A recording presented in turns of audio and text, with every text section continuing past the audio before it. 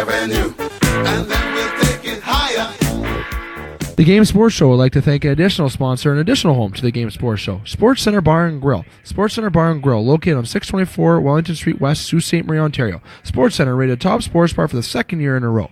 At Sportscenter, enjoy their famous 75-cent wing night along with delicious Molson products on tap, along with a great atmosphere and other great food options available as well. Sportscenter Bar and Grill, the Sioux's best sports bar. Booyah, and it's time for the Game Sports Show. It is the Wednesday edition of the Game Sports Show, live from SportsCenter Bar and Grill. And you're listening to the Game Sports Show on thegamesportshow.com and the affiliations with the Podbean page and the YouTube channel titled Scott Nason Podbean, thegamesportshow.podbean.com. You may also be listening through the Facebook page under the Game Sports Show or through the Instagram page at the Game Sports Show SSM. I want to say thank you for making us a part of your night here tonight. I have Jamie and I have Matt here tonight for the panel, and of course yours truly, bringing you the Twin Sault's only local, regional, and national sports show. And we're here for their famous wing night at SportsCenter. 75-cent wings, and SportsCenter Bar and Grill named the Sioux's best sports bar for the third year in a row. Definitely well-deserved. Great food, great atmosphere here at SportsCenter. And for SportsCenter as well, you have a chance to win things here at SportsCenter Bar and Grill, and that is a chance to win 4 tickets to the Miller Lite Tap Room in Detroit, Michigan. How you can enter this is come to SportsCenter on football game nights, which is Monday, Thursday, and Sunday for the National Football League. It's 1 ballot per customer, and you must be 18 years of age or older to enter, of course. Draws will take place Sunday nights. The next draw, though, however, is going to be on Tuesday, November the 20th, for a chance to go see the Detroit Lions play against the Los Angeles Rams, and that will be one heck of a game to go see, especially with how the Rams are, definitely more so than the Lions. No offense to Lions fans and listeners out there. We have an action-packed show here tonight at SportsCenter. As always, we're going to be talking about local football in our In the Pocket segment, and also we're going to talk about the National Football League with Week 10 and also Week 11 upcoming this week in the National Football League. We're going to get our predictions, our reactions, our recap, everything involving Week 10 and Week 11. And then if we have time, because we only have about an hour and 15 minutes, sometimes hour and a half, depends what producer Ghost lets us do, we'll have a time to talk in our roundtable in regards to the NBA with the Toronto Raptors and some other hot sports news. Fellas, without further ado, I'm going to bring in the boys. I'm going to slide over to Jamie Antonello first, then Matt Premo. Jamie, how you doing? Good, Dave. Big NASA win coming off it, so, couldn't really be happier. Lots of snow on the ground, though, so it's making it a little hard for us to practice for OFSAA. We're forced indoors, but we're getting it done. Preems? Yeah, glad to be here. Glad to call myself a NASA champion for the first time in my coaching/athletic career. So, get excited about the show. Excited to talk about the game from this Saturday. It was an exciting game, and talk some other football, NFL, and various sports. So, looking forward to it. We always have an action-packed and fun show. Despite if it's too short or too long, we definitely make it entertaining for ourselves and the listeners. Now, as you just said, Preems, you had a big NASA win this past weekend, 34-11 against West Ferris Trojans. It was a very exciting game. The Game Sports Show was there to cover, along with other Sault Ste. Marie media outlets as well. But definitely a very hard game to play in terms of conditions. You had to run the ball, 6 inches of snow on the ground, and your defense, obviously, with a couple of big interception returns from Brecken and from Fawcett, was fantastic. Just a great game. Despite it was 34-11, I know some people look at that score and say, oh, they blew them out. I really think you guys just played really hard, and you just played smartly, and you took advantage of the plays that they couldn't capitalize on. So, and we're going to have a clip which will be aired at the end of this first part. Okay, it'll be for Matt Premo and Tom Annett's reaction on that big NASA win for their chance to go on to OFSAA, and that is in Ottawa in a couple weeks. They leave on the 26th, to go down to Ottawa, and the game will be on the 27th, but I'm going to let the fellas talk about that.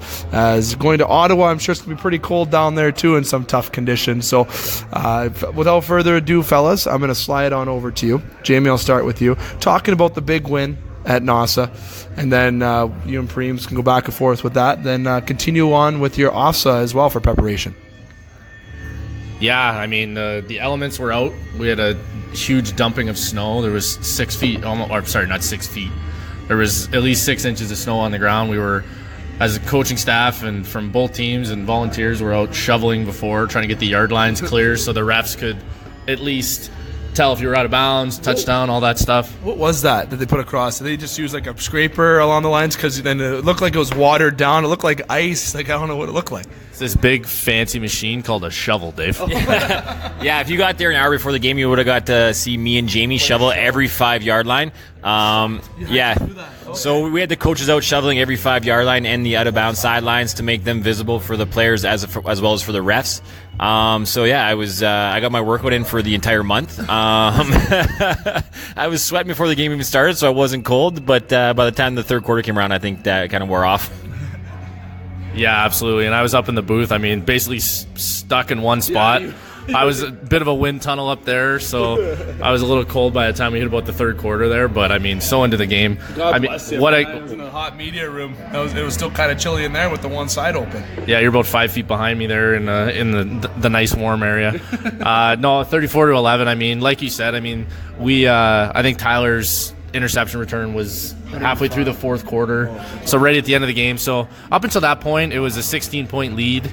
I mean, they kind of clawed and scratched. We gave up safety just to save field position a few times. So, I mean, we handed them a couple points, but strategically and the way our defense was playing, I mean, we were kind of bend but don't break in that first half. They were their quarterback, Mason McGriskin. I mean, he's legit. He's going to play somewhere in the OUA. He's going to be a starter in the OUA, I think. He was absolutely humming the ball over the place. And in perfect conditions, he's on target, but it's just tough for receivers to catch the ball outside the body when it's that cold. The ball's hard. It was -3, felt like -10, all that snow.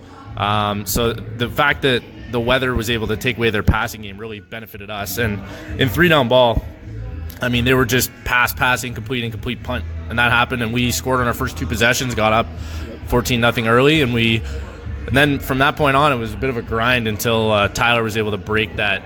And really, I mean, Zach Politano broke a massive run the drive before almost in the third quarter. So we had some key plays. We won the turnover battle. I think we had 2 picks, 3 fumbles, and we only turned the ball over once ourselves. But quite a game. I mean, I was super proud of those guys. It was almost the same team from last year that lost to West Ferris in the NOSA final in North Bay. So it was sweet redemption for our guys. I know that was a big motivating factor, and now we just got to move forward and keep that motivation up in the 2-week prep that we have for OFSAA. Yeah, just to reiterate, Jamie said the turnovers were huge, and I mentioned that in the post-game comments to Dave after the game. We won the turnover margin by 4, and that was the difference. Going into half, it was a close game. We got up early, and they clawed their way back in the end of the first half. Yeah, it was 14-9. It was 14-9, and we're going into the locker room, and West Ferris had all the momentum at that point. As you mentioned, the quarterback, West Ferris, he's an elite quarterback. He's going to be playing at the next level for sure. He was spinning the ball really good, even in the tough conditions. I think it was tougher to actually catch the ball because he was throwing it so hard. But yeah, West Ferris is a great team. They got some great players on the other side. At number 5, I'm not sure of his name right now. He was a stud on the defensive side, made a lot of tackles for them. It was a good game, and basically what it came down to was our ability to run the ball. And I know it's cliche in playoff time. You say you got to be able to run the ball and play defense, but that's really what it came down to. Our rushing attack was great. We leaned on a couple of our fifth-year players. Zach Politano had a big game rushing and as well as Nick Gervasi. So those 2 guys definitely stepped up. And in tough conditions, I've never seen conditions like that. I've never played personally in conditions like that. It was something to see. It was quite a bit of snow on the field. And our fifth-year guys in tough elements, they stepped up and made some big plays. Then, like you said, we had a big play from Breakin, the 100. I think it was a 109 or 108 yard interception return. I think he only got credit for 105. He was basically right on our goal line, brought it all the way back for a touchdown. So big plays like that, turnover battle, those are the difference in games, and there was a reason we came out victorious. And getting excited to prep for OFSAA now. And as Tom mentioned in the post-game comments, the coach from the team in Ottawa that we're playing, he's actually a native of Sault Ste. Marie. And I think he also has another Sioux White on staff with him as well. So and I think the staff member, he's a Korah alumni. So it's pretty interesting. They're one of the top teams in the province on a regular basis. They have a large population to draw from. So we're expecting a very good game. It's going to be a battle, and our preparation is going to be very important these next couple of weeks. Watching game tape as a coaching staff and implementing the game plan with the players over the next couple of weeks is going to be very important if we hope to come out on top. Other than that, The weather is going to be a challenge for us to get practices in, as well as other sports have now started up. You got basketball and hockey, so we're competing for time for our players. So it's going to be tough, but we're going to put a good game plan in place and one that we think is going to give us the best opportunity to win. And we're looking forward to competing at OFSAA and see how we measure up against the best teams in Ontario. Jamie, I'll slide over to you for some more thoughts. Yeah, sorry. I mean, I'm just on a roll here. I'm feeling it. No, so moving forward this today, week. By the way. Thanks, man. I appreciate it. Look good, feel good. Podcast good. Podcast good. There it is. Yeah. So, moving forward into OFSAA, I mean, I had the experience of going to an OFSAA with Tom back when I was in high school at the Dunn, and it's different. It's an extra grind. It's 2 full weeks of prep, and hockey season's in full swing. Basketball's just starting, and we have a ton of multi-sport athletes on the team. So that's a bit of a challenge right now, is getting everybody wrangled and making sure everybody's at practice. And the fact that there's almost a foot of snow on the ground now. So practicing outside is out of the question. It's not going to benefit us at all. The beauty of being at Korah is we have the Northern Community Center right next door. So that absolutely helps. Having the indoor turf facility. I mean, we were practicing on that all year last year while our new football field was being put together. And we're also going to be practicing at the local armories. I mean, Bob Lambert, who's a teacher at Korah and he's a coach on staff, he's a part of the Army Reserves there. So he's got us a bit of a hookup. And they have a massive gymnasium in there. And I mean, I relate back to it when I was at the Dunn with Mr. Annett and having the George Leach Center right there. That's what we did. When there was too much snow on the ground, we couldn't practice on the field, we went into the Leach. And I mean, it was a little bit of a different scenario. Our game with Korah this year is a 7 p.m. game. When I played with the Dunn, it was 8:45 in the morning. So we had some 7 a.m. practices before school started, which, I mean, was kind of nice in hindsight. You get out at 3, you're done. So it's a little bit of a different animal. But playing at TD Place in Ottawa where the Red Blacks play, the nice part about it is they will be able to clear the snow off of the field, being a professional stadium. And so Coach Premo and I won't be out there with shovels in pregame. It would be nice on Instagram. The Korah at Korah Football would definitely have that up there. But this St. Pete's team that we're playing, I mean, they're pretty good as well. We've seen a little bit of film on them now. We're still dissecting, still kind of formulating our game plan. But the beautiful part about it is I think our offense is dynamic. We've got playmakers all over the field. And part of it, when you get to this point in the season, it's the Jimmies and Joes versus X's and O's thing. And I think just having the right guys and the right mentality, and that's where just grinding through these last couple weeks, because for a lot of our fifth years, this is the last football they'll ever play, and even some of our grade 12s that won't return. So I'm really looking forward to the practice week to come. This week's more like low tempo walkthroughs. Guys, we had some guys pretty banged up throughout that NASA stretch. And playing 2 really tough teams, like both from Lively and North Bay, and with the cold weather, it's just biting all the time. So this extra week of prep is huge for recovery, and I'm really looking forward to it. I think we get back to practice tomorrow. We're indoors at the Armory, so hopefully we got our full squad there. We had guys at the day off today. We have 6 or 7 hockey players that play for the Korah hockey team. They got a win tonight as well, so. They had the day off from that, so we're back at it tomorrow. Korah Colts organization in terms of sports is just getting W's all around, it seems like. Hey, congratulations to the Korah Colts, and I'm obviously going to give a shout out to the junior team still as well, winning NASA a couple weeks ago now, but definitely a special shout out to the senior team winning this past weekend and moving on to OFSAA, and then they go on the 26th, so congratulations to them again. You can also follow the Korah football page, as Jamie mentioned, at Korah Football. Tommy Annett and the fellas are all over that page, and Instagram and Twitter, and they also have the best hashtag TPW. Love it. And then the way Tommy uploads it, you can tell when Tommy uploads it with all the hashtags and all the stuff that he does. They're very, very interactive. It's awesome. I know the students and the society. Yeah, I'll go with that. The community. Sorry, of Sault Ste. Marie certainly enjoys that. So give them a follow. Along with, don't hesitate to give us a follow. And hey, while you're at it, why don't you give Sportscenter Bar and Grill a follow on Facebook as well? The Sportscenter Bar and Grill, the Sioux's best sports bar for 3 years in a row. And it is Christmas party season. If you have a group get-together coming up, planning a work party, Love it to be at SportsCenter. No better atmosphere than to be a part of, and food. And you can give SportsCenter a call at 705-946-3939. Now I want to say thanks to Jamie and Matt there for the local recap of In the Pocket. Congratulations again to Korah football, and good luck going into OFSAA. We will be not on location in Ottawa because unfortunately that is not in the budget as of yet. Hopefully within the next year that could potentially be in the budget where we can go cover that here. But we will definitely do a phone interview with the coaches and get some reaction of the games that they play, and we'll keep close tabs here with the Game Sports Show with the Korah football senior team at OFSAA. We're going to take a quick break here. You're listening to the Twin Sault's only local, regional, national sports show on thegamesportshow.com and potentially on the Podbean page, YouTube channel, or Facebook page. We're going to take a quick break. When we come back, we are going to be talking about the National Football League continuing our In the Pocket segment, so don't go anywhere. I'm on the sideline with Coach Tommy Annett and panelist, also Coach Matt Premo right after the big win, 34-11. I'm going to go over to Tommy first as you hold the trophy and the banner. What's going through your mind, Coach? Blue Park Cup right here. I think it's the best trophy in high school football. This thing goes back to the early 1900s, I think. Yeah. So really proud to get this back in Korah's trophy case. It's a special moment for sure. Definitely I'll remember forever. Definitely a little chilly out here too, as that goes without saying. Prems, how do you think you guys played in the tough conditions? I think we did a great job. I mean, we protected the ball today. I think that was a big thing. You look at the turnovers, we won it by a pretty wide margin, the turnover battle today. That was huge. A couple big plays by the defense, pick six, forced a bunch of fumbles. Those were key points in the game, and I think the margin of turnovers was a big part of why we won today.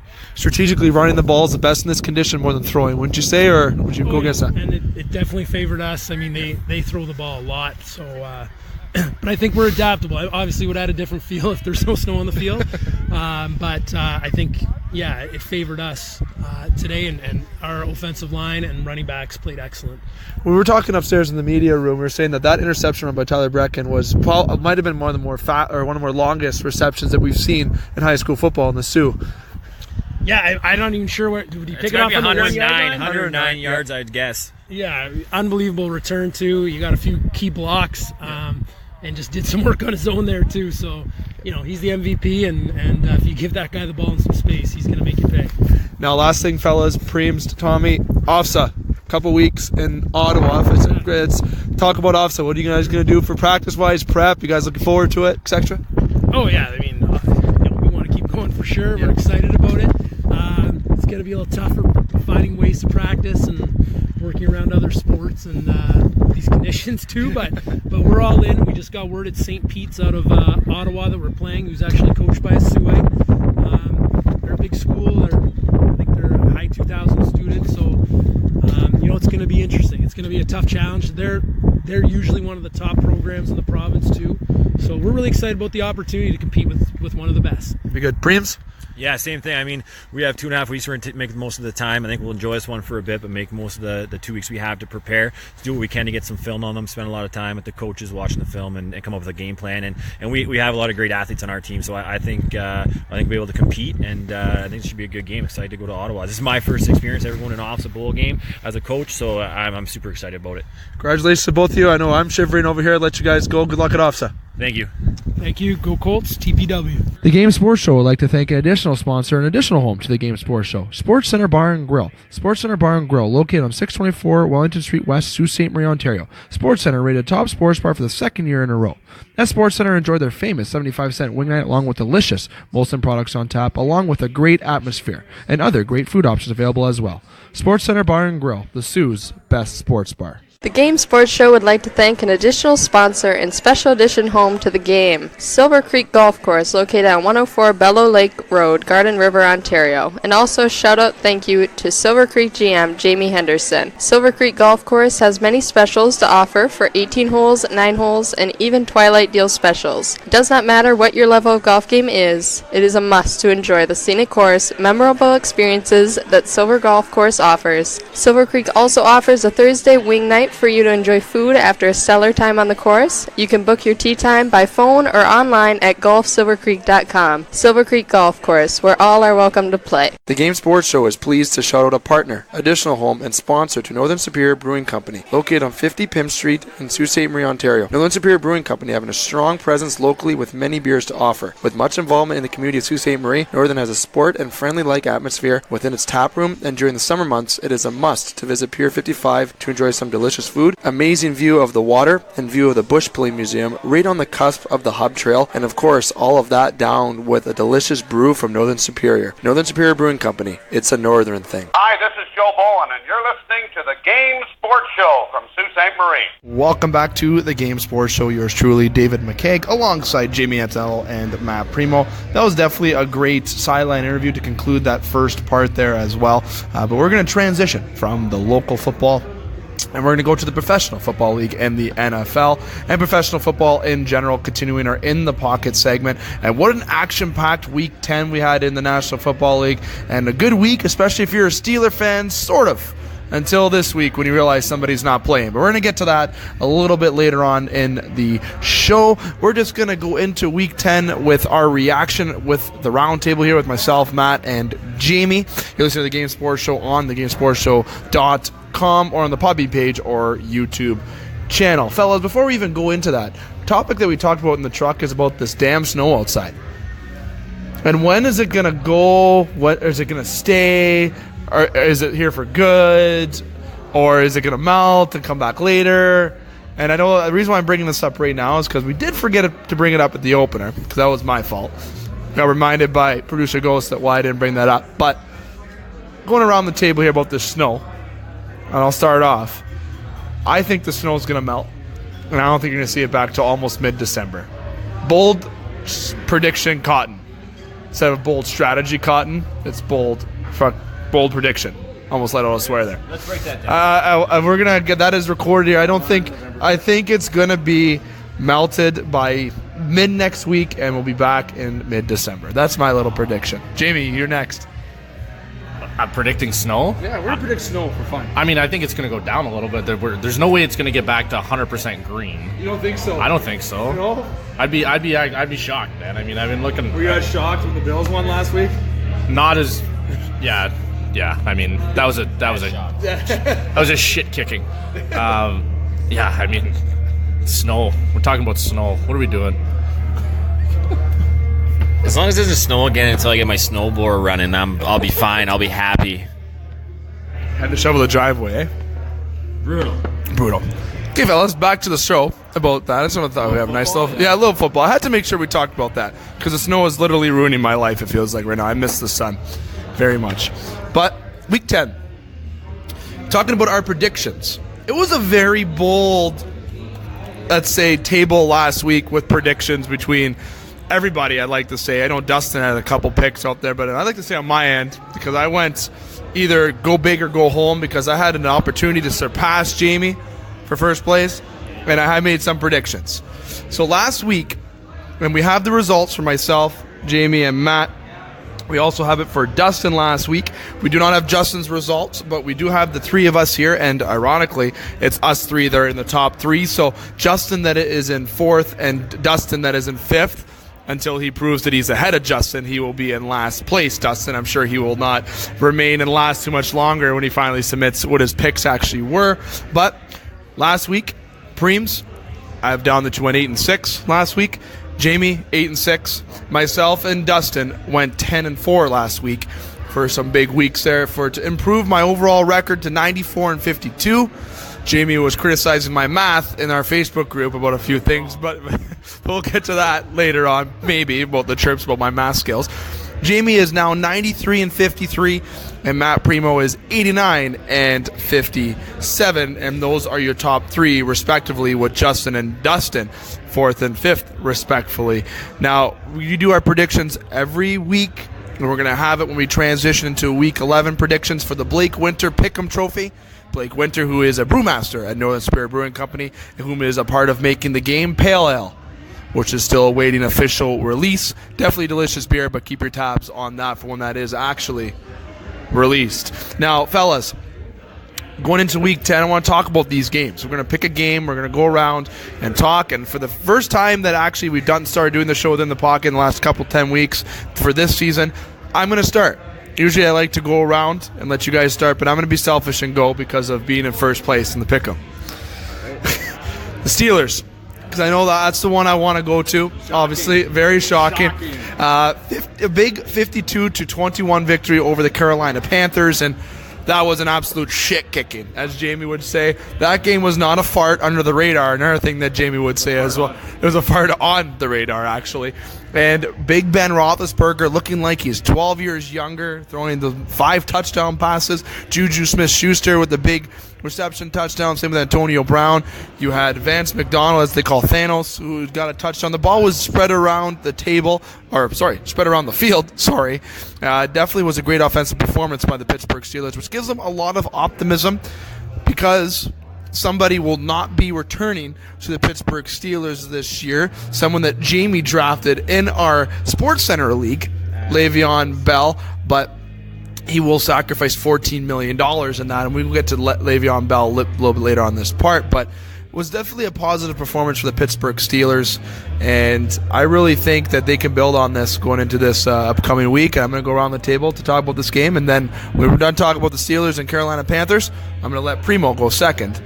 And the reason why I'm letting Jamie go last is because usually you save the best for last, but the best is in second right now in our Pick'em League. Preems. Wow. Yeah, that Thursday night game last week, I mean, the Steelers they look great. They look like they could be a contender to make a run at the Super Bowl if they play that way. Ben Roethlisberger, he was absolutely on fire. His accuracy was amazing. That's the best I've seen it all season. I predicted that the Carolina would win. Maybe forgot that it's difficult for road teams to win on Thursday nights with a short week and travel. Maybe I should have thought twice about making that prediction, but I liked Carolina. They were on a roll. They were playing good. Their offense was rolling, and I have confidence in their defense. But the Pittsburgh Steelers, I don't even know. They might have had one punt the entire game, I believe. I know they scored 4 touchdowns on their first 4 possessions, something like that. They were dominant. They looked great. Their defense is rounding into form. Be interesting to see what they do the rest of the season. They got a nice lead in their division now. They're looking strong to take their division. So we'll see how things go the rest of the way. I mean, I think it's going to be a little bit of a relief now that everything's done with Le'Veon. They're not going to get the questions anymore now that it's finalized. He's not going to be coming back for the rest of the season. James Conner's the man right now. He's been proving himself. He's had a great season to date. I think he's going to continue to play well. I don't see much dropping off. I see that added scrutiny that was on Pittsburgh with the Le'Veon Bell scenario, and everyone, all eyes were on them, and I'm wondering what was going to happen. Now they can kind of just go back and play football. So I don't blame anyone in that situation. As I mentioned before, I think both are making business decisions. I think the Pittsburgh Steelers are just going to be glad to not have to talk about it in every press conference or every interview that they do. Other than that, I mean, Pittsburgh looks poised to win that division and see how they go the rest of the way. And Carolina's got to kind of turn things around here quick if they want to have a hope to make the playoffs. Yeah, I mean, to say I thought Carolina was actually going to smoke the Steelers. I know Dave's giving me a weird side eye now, but they really proved they got a stranglehold on the AFC North, I think. And Carolina, I mean, I still think they're a playoff team. And they're still sitting in the 5 seed right now. I mean, we still have 7 games left to play here, so absolutely tons is going to happen still. But yeah, I mean, Pittsburgh's offense looked unstoppable. Big thing this week is we'll see James Conner is in concussion protocol right now. The only benefit is that it happened in a Thursday night game, so he has 10 days to recover. Those extra 3 days could be huge in his ability to get back on the field and get out of protocol. But regardless, I mean, they got Stephen Ridley and Jalen Samuels, and Samuels scored in that game anyways. And so I think they'll just a little bit of a 1-2 punch with both those guys. Ridley's been around a while, played for New England. He was their horse for 2 seasons in a row in New England, so he's proven. And then Jalen Samuels, I think, is a young guy who can get it done too. So, I mean, regardless, number one right now is you got to stop that receiving core. And I mean, there's so many weapons on Pittsburgh's offense, and their O-line's rolling. Defense really doesn't need to. All they got to do is get a couple turnovers, a couple early stops, and it kind of seems like you're forcing teams to be one-dimensional, which is kind of reminds me of the old Indianapolis Colts when Peyton Manning was around. They couldn't stop a run at all, but they didn't have to, because by the time you got to midway through the third quarter, they were up 21-0 on the team, or up by a couple scores, and teams were having to throw the ball to get back in it. Definitely a good week by the Steelers. Give them a little bit more love this week, because the Lions, I don't really got much love to give them around the table, to be honest. Scott Nason, you can listen to the previous edition of the Game Sports Show on Monday live from the Wicked Sister, and Butch Davis and Scott Nason were quite cruel to the Detroit Lions. Scott is pretty fed up with the Detroit Lions bullshit. It's the right term. He won't say that word because he's a lot more, let's say, professional and nice with his words. I'm just flat out blunt when it comes to that. So Detroit Lions fans, I'm going to tell you right now that, I really sympathize, because being a Toronto fan and having ups and downs, you guys can never just get over that barrier. It's just not going right for those Detroit Lions, and they have a week this week where they play against the Carolina Panthers, who are on straight redemption mode, let me tell you. And the Chicago Bears took it, I think, to 34-22 last week. Definitely a season that's now down 3-6. It's going to be hard to see some playoff time in Detroit this year. Hard to see that unless they win out the rest of their games, which the way they're playing is probably most unlikely. But listen to Butch Davis and Scott Nason on Monday there in the final 15 minutes of the live edition, and throughout our roundtable with the Lions Talk and Butch on Sports, to talk and hear more Detroit Lions discussion. Preems, I'm going to go over to you to pick a game that you want to talk about last week. Jamie, your thoughts after that, followed by me, and then we'll go back to you for yours. Then we'll transition to Week 11. Yeah, I want to take a look at the New England Patriots games and the Tennessee Titans. Kind of a convincing win by the Titans, and unsure if it's a game where New England, they kind of have a stranglehold on their division, and they kind of laid off the gas, and then the opposite, Tennessee's in a situation where they have to win. They're chasing Houston right now in their division, so it was an interesting game, but pretty dominant performance by Tennessee, and I mean, up to this point, New England was one of the top teams in the NFL, and I mean, they knocked off Kansas City, and they showed that they were a juggernaut on offense, and Tennessee was able to shut them down 10 points, got off the field on third down. They really held New England on third down. I mean, Tennessee looked good, and that's 2 weeks in a row now they've looked really good. They had a nice win against Dallas, and we weren't sure if Dallas was just that bad, but then Dallas comes back and beats Philadelphia the next week, and maybe Tennessee's that good. Maybe they got things figured out down there with Vrabel running the show, and he seems to have those guys rolling and playing really good football. Mariota has been playing well, and they got some nice backs there. I mean, they got Dion Lewis from New England, and they had a couple ex-New England players, I think, that had that game circled on the calendar. I mean, New England's infamous for not paying their players and kind of getting rid of you, getting rid of you before they're going to overpay you. So I think that a couple Tennessee guys had that game circled on their calendar, maybe a little more motivated than New England was to win that game. But it's interesting to see if Tennessee can go on a roll here. I mean, chasing Houston in that division, I think they're within striking distance and definitely do that if they keep playing the way they've been playing. I think New England will be fine. I wouldn't worry if I'm a New England fan. One of those things, they got such a large lead in that division. No one there in that division is going to scare them. You got the Jets and the Bills and Miami. I mean, they can basically walk their way into the playoffs the remaining season. So maybe get some guys healthy and kind of just get out of that one and without any injuries and worry about the next week's game. And they're going into a bye this week, so they got some time to recuperate before the next game. Yeah, I think there's nothing to worry for New England fans there, and I don't think New England fans are worried. As long as you got Tom Brady under center and Bill Belichick coaching the team, you're fine, regardless of what happens. But, I mean, Tennessee just came out with a great game plan, and they executed.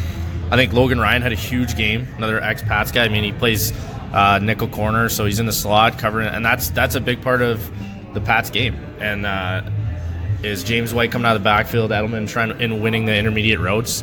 And like you said, they got off the field on third down, but a lot of those third downs were like 3rd and 8 or longer. So Tennessee was letting Tom complete the short stuff and rallying to make the tackle, force a 4th and short, and New England was punting the ball away. And then Tennessee was able to play steady enough and get up enough, be opportunistic on offense. And I mean, I'm loving what Mike Vrabel's doing. I think Matt and I are definitely going to be using a couple of his coaching tactics this summer. We've already seen he's got the boxing gloves out in practice, so it's gets the mentality going. But I mean, Tennessee, who knows? I think the AFC South is going to be a race. I think Indy's hot. Tennessee, I think, is legit. And but right now they're both chasing Houston, so you never know. Could heat up down south in that division right now. Who would have thought the Jacksonville Jaguars going into this year would be the last with 3-6? I honestly thought it'd be between them and Houston this year, with Jacksonville being on top, but that's obviously incorrect. Tennessee is battling with the Texans right now with a 5-4 record, improving to that big win last week there. And Corey Davis, you got to give him a little love last week, running 125 yards receiving there, the touchdown. Definitely big, especially for my fantasy, even though I had him on the bench, but I had a big 143-89 win over Jamie Antonello this week. I'm absolutely just being savage to Jamie here today. I have no reason as to why. Yeah, they were. It does. But Corey Davis, though, getting back to that, it was definitely a very strong game from Corey, who's had an inconsistent year of sorts with Tennessee, but he's still youngest receiver, and him and Marcus Mariota are just still getting on the same page. The chemistry could be there for those two, and I really expect Corey to continue to build on this, and I like what Tennessee's putting on the field. They have a good team. I really think that they have a chance to keep running with with Houston for the rest of the year. It's going to be very tight down in that division in the AFC South. Jamie, over to you to pick a game, go around the table for our thoughts before we go over to Week 11. Yeah, I mean, it's kind of tough to not be, I guess, cliche. I don't really know what the exact word would be, but the Dallas-Philly game, the Sunday nighter. I mean, Matt and I were watching the replay before we came over here, and I mean, it's the NFC East, man. It's a weird division. Giants still have a shot. They do, legit. Like, they got a big clutch win over Arizona on Monday night, so. But I mean, Dallas got a gritty win. I mean, it was by no means like domination by either team. Zeke started to feed on some momentum, but neither quarterback played their best. I think Dallas had a couple made. It's one of those games where you pinpoint. There's four or five plays in every football game really that are turning point plays, and I think Dallas had the majority of those plays, and that's really what it was. It's a 7-point win. It was gritty for them. I mean, we were talking last week about Jason Garrett on the hot seat. If he didn't win that game, I think he's. I don't think the seat's cold by any means. I think it's a slightly. It's a little bit on the more of the warm side than the hot side, but. If they lose to the Giants, he's gone. Yeah, if they lose to the Giants, he's gone. I agree. I think that's a good call, Preem. But yeah, I'm really curious to see what's going to happen. I mean, there's legit potential for the NFC East to have a sub-500 team with the 4 spot in the NFC playoffs. Yeah, I mean, I was surprised. I thought Philadelphia would to win that game. I mean, Dallas looked really lackluster on offense the previous week against Tennessee, but Tennessee did the same thing to New England, so maybe their defense is that good down there in Nashville. Yeah, I just picked them up on the waiver wire in my fantasy league. I'm not going to play them this week. They're playing Andrew Luck, and they have things rolling there, but I'm going to hold on to them. I actually stashed them right now on my bench down the stretch. I think they're a great defense. They're scoring a lot of points defensively in fantasy. And they've proven 2 weeks in a row that they're elite. But going back to Dallas and Philadelphia, I don't know what's going on there. I mean, yeah, they got to get it figured out. I think they have the people to get it figured out there. I mean, you don't just become a Super Bowl champion and forget how to win. I'm not sure if it's a little bit of a Super Bowl hangover or what's going on there, but I'm still confident that they're going to win that division. I know right now you got Washington at the top. I just feel like I don't know if they can hang on to that spot. And obviously Dallas and my Giants are not competing right now, but hopefully they can go on a little bit of a run and make it interesting at least. So they'll probably go on a run and just ruin a good draft pick. That's what all they'll do. But yeah, I mean, I know now, like we talked about Wentz, maybe it took a little time to come back from injury, and now he's getting healthy. Now he's going to start turning things around. I mean, he's got good numbers, but they're still not winning football games. So it'll be interesting to see. They got the Golden Tate pickup. Hopefully they can make a run. I mean, I like this. Of all the teams, I like Philadelphia the most. I mean, it's hard to say as a Giants fan, but I do like them the most, and I think they could have the best shot at making a run out of the NFC East there. So we'll see. Dallas, I don't have confidence in them, but maybe Amari Cooper getting settled in that office, maybe they can start to produce some points. And Ezekiel Elliott looked like the old Ezekiel Elliott last week. Nice. That hurdle was pretty impressive. We just watched replays of that, and he should have got the end zone. That play would have made it that much more sweet. But yeah, I mean, no one really scares me in that division right now, and I think Philadelphia's going to get turned around, but they haven't really shown much to this point, so we'll see. Couldn't agree more with Ezekiel Elliott, looking like he's back to old form there last week. 151 yards and a touchdown last week. And when you go over to the Philadelphia Eagles stat, it's hard to debate that Carson Wentz, he had 360 yards and 2 touchdowns, 1 INT. It's really not anything he's doing. Zach Ertz with 145 yards and 2 touchdowns. It's offensively, I don't even know where to explain with the Eagles what it is. If it is for sure the defense or what's going on, but usually a team that is that good that basically brings back the same team that they win the Super Bowl with, it's very, very difficult to see them not turn this around still. So for them not to win the division, I'd be still kind of surprised, but you got to give the Redskins credit for being 6-3 right now, and AP looking like the old AP from the Minnesota Viking days right now. So things are just working, and the way I said it on Monday on Eagle 95.1 in our Game Sports Show on the Monday edition, this season is defined by surprises. And really, you can't really pick a week for sure. Unless you're picking the Bills, usually until last week. Those are usually hard games to pick. Or if you're picking the Giants, no offense, Primo. But at the end of the day, it's a season that has been full of surprises, but you got the Skins who are looking hot. The Bears are 6-3. The Vikings 5-3. Lions at the basement. The Jaguars in the basement. The Browns have won 3 football games. Nobody thought they'd win 3. I'm thinking they're winning 5 this year. But you have the Chiefs 9-1. I honestly didn't think you'd have the Chiefs at 9-1. The Chargers 7-2. They're quietly 7-2. Not a lot of people talk about the Chargers. They deserve credit. Half a stadium. And I got to give credit a little bit to, obviously, a little bit. Maybe I should retract that and say a lot of credit. Patrick Mahomes is having a season that's just unbelievable, right? It's MVP caliber type season. So the Rams are obviously, those teams have been pulling away. The teams like the Skins, the Titans, the Texans battling back from a rough start. It's definitely going to be very, very exciting down to the finish line. And a team that isn't really struggling in the NFC South, the Saints, are an 8-game winning streak, and they had Dez Bryant go down and practice for the entirety of the year. But they brought in Brandon Marshall. But fellas, we're going to transition now to Week 11.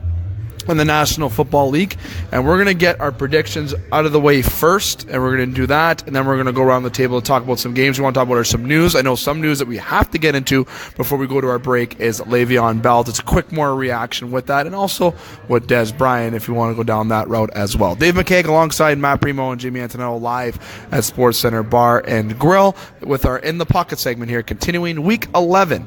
Fellas, now, I think this week, looking at the schedule as I sit here to get our picks ready here for our names to get typed into the computer, I think this week might be a little bit more difficult than last week in terms of picking, let's just say, those bold prediction games. So I don't know if I could pull that out of my rear end this week. But we're going to go around. We're going to go to start with Primo, go to Jamie, then go to myself, and then we'll go. That's how we'll do the rotation. And we're going to start with the Thursday night game, which is tomorrow at 8:20, kickoff between the Seattle Seahawks and Green Bay Packers. Preems. Well, we know why you're going to go last. You're going to listen to what me and Jamie say, and then copy us, right? We're on to. I think. Hey, 10 weeks. You want me to go first? We just figured this out now. Yeah, it only took 10 weeks. Do you want me to go first? No. Hey. Okay. We got this. So first game, we got Green Bay, the Thursday night game in Seattle. Oh, this is as close to a must-win for both teams right now. They're both, battling right around 500. So both, if they want to compete for a playoff spot, both teams, this is a must-win, and it's getting to that point of the year where these games are going to start happening. I just think that, I know Green Bay is beat up defensively a bit, but in these types of games, I want to take the better quarterback of the two, and I know Russell Wilson's good, but Aaron Rodgers is elite, so I'm going to take Green Bay on the road Thursday night. Yeah, the quarterback thing's hard to debate with, but I'm not going to go 2 weeks in a row with a road team on the Thursday night game. I think I'm picking Seattle here. I just think they're, like you said, I think they're a little healthier. It's in Seattle, which there's only really like 3 or 4 stadiums in the league that are a massive home field advantage, and Seattle's probably number 1. So I'm going to go with, I think Russell Wilson has a decent game. I'm not sure, man. I mean, I always think that Thursday night games are going to be low scoring, but then you saw Pittsburgh put up 52 on Carolina, so I have no idea, but I'm picking Seattle regardless. That was my reason, Jamie, with picking. So obviously going Seattle Seahawks was the home field advantage. I really think that's going to be an advantage. Now, going with the road team on Thursday was another thing that Premo would bring up. I'm going with the home team on Thursday. Seattle, and I agree with Russell Wilson having a big game as well. I think it's going to be high scoring, believe it or not. I think you're going to go 33, 27, something around that area. I think it's actually pretty high scoring to many people's surprises. Moving on, Titans Colts. Preems. Oh, this is going to be a good game. This might be a game that you want to circle and watch. The Colts, they've been playing really good. Their old line's been unreal. They haven't given up a sack in I don't know how many games now, 5 games or something like that. No sack given up. That's impressive. I mean, Andrew Luck's rounding back into form. It's nice to see. I mean, he was so much potential when he came in the league, then injuries kind of derailed him, but he's been playing great. And then you got the Tennessee defenses that has been unreal the last 2 weeks. Mariota's starting to figure it out over there, putting up a little bit of points. So this is tough, and basically a coin flip. We're looking at in the dome. Oh, I'm gonna take Tennessee. I'm a big fan of Nashville. I've been to a couple Tennessee Titans games, and so I'm gonna have to ride with them. Yeah, I'm same thing. I was back and forth. I think Tennessee's going to be riding high after the New England win, and it's tough though. I just think that Eric Ebron scored 3 touchdowns for Indy last week on 3 catches. I think that, I mean, Andrew Luck's an elite quarterback. I think he's going to be able to find guys. Lions fans. I really think Ty breaks open a couple times in this game, and I think Indy wins a close one at home. Who? Well, that's I couldn't agree more, fellas. Tough decision. I'm like, can you split like 50.3 to like 49.7? Could it be? That's how torn I am to really choose this game. But you know what? I'm gonna side with Preems on this. I'm going with the Titans. I feel like Corey Davis is gonna come back with a big week. I think they're riding high due to the win. Usually you think of that riding high win overconfident, maybe too tired. I think they have the confidence to go in. I think they're going to be more confident offensively and match the offense that Andrew Luck's going to bring with the Colts, and have just matched it. But I think, like you said, Jamie, I think it might be a field goal difference with this game. I'm going Tennessee, however, though. Now, the next game. We're going to talk about the Buccaneers and Giants. Preems. This is an easy one. Giants. We're going to run the table and make a run for the NFC East. You heard it here first. I mean, yeah, I'm kind of tempted to go with Odell's prediction here a little bit. Is that what he said? Yeah, I think it's in New York. I mean, again, another coin flip game, really, if you break down the numbers, but yeah, I'll take a ride on the wild side. I'll go Giants. First time this year I've called them, so I'll go Giants. This is the first time you went with them this year. Oh, they didn't let me down last week on that upset. Well, I guess it wasn't really an upset win. I guess Arizona. They were dogs. But they were dogs. But I agree. Clean sweep of the Giants this week on my end as well. Yeah, now you ruined it, Dave. Steelers, Jaguars. I don't even know if you guys want to pick. That's how confident I am about this game. But Preems. So this is a rematch of the playoff game last year where Blake Bortles absolutely dismantled the Steelers' defense. More like Leonard Fournette, though. Blake Bortles, Jamie. Smoking cigarettes. Yeah, so I don't see a repeat performance. The Jags have been very underwhelming this year. I was expecting a lot more. I think early on in the season, we were talking about them making another run at the Super Bowl again this year, challenging for the AFC Championship, and they've done the exact opposite. They haven't played well at all. I don't know if there's internal turmoil going on there or what the issue is. I mean, I know they traded away Fowler and yeah, he's playing well for LA. So I'm not sure what's going on there and what's happening with that team. I mean, we joke about Blake Bortles, but he's obviously not one of the top quarterbacks in the NFL. But he is serviceable, and he was able to get the job done last year. This year, not quite as successful. So I'm gonna have to go with the Steelers. They look hot, and I don't see a repeat performance of last year's playoff game at all. Yeah, well, I mean, if you've been a listener from the show for a while, you know what Dave's pick's going to be here. But I'm going to clean sweep it. I'm going Pittsburgh. I think regardless if James Conner's in the lineup, I think Pittsburgh is one of those teams that's almost plug and play at running back a little bit. Not to put down what Le'Veon Bell and James Conner have done, but I mean, like I said, Stephen Ridley and Jalen Samuels can step in there. And the only issue is if Pittsburgh can't run the ball for whatever reason. They become one-dimensional. I think that kind of plays into Jacksonville's favor. Their DBs are awesome. They haven't been playing the best this season, but regardless, I'm still going to take Pittsburgh on the road. Not a clean sweep. Just kidding. Absolutely just kidding. Steelers. That's all. Panthers, Lions. Fellas, I'm waiting for a game that I could pick as a bold prediction. I almost did this, but no. Preems. Yeah, this may be a better game than people expect. I mean, Panthers get an extra couple of days rest going into this one, having a Thursday. Pissed off. Little bit, yeah. I mean, that's one of those games where you go. I mean, and I heard at halftime that they got ripped into. Riverboat Ron ripped into the team at halftime. So I think they're going to have a productive week of practice and an extra couple of days rest should help that as well. So I'm going to say that they're well prepared this week. I mean, they got a lot of weapons. I mean, Christian McCaffrey's been one of the elite fantasy players this year. He's almost been. I have him on one of my teams, and he's almost guaranteed almost 15 points a week right now. So, and Cam's so dynamic, and I think that they bounce back. The Carolina Panthers bounce back and get the win this week.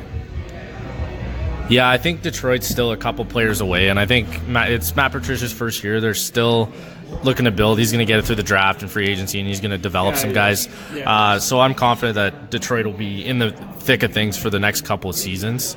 I just think this season they're going to struggle. They're not going to make the playoffs. At 3-6, they're a long shot anyways. But I think Carolina comes out with a vengeance after that absolute just beatdown that Pittsburgh laid them on Thursday. And the extra 3 days rest, it helps. Also gives you an extra 3 days to really focus on getting a win. I'm sort of at salt of the wood Lions fans, but I do agree that it's going to be maybe a better game than people think. But I think you should maybe, if you don't have Carolina Panthers defense in your fantasy, somehow try to get them, because I don't think they're allowing more than 10 points this week.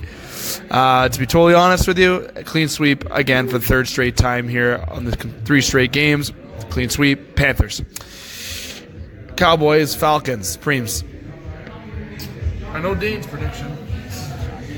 Well, yeah, I mean, this can be a good game. I mean, the Cowboys looked better last week than they did 2 weeks ago against Tennessee. I predicted a close game, but I got Atlanta at home. Atlanta, another team that's in a kind of a must-win situation. I mean, the Cowboys are in the same boat, but I think Atlanta's offense is a little more dynamic. They're able to put up more points and beat the Cowboys. Yeah, I mean, a couple weeks ago, Atlanta was kind of on life support, and they've been absolutely rolling the last few. Put a complete beatdown on Washington a couple weeks ago, and were able to. I mean, they lost to Cleveland last week though, so I mean, they're kind of an up and down. I think they're going to continue the stretch or continue the pattern there of win loss, and I think they win big over Dallas at home.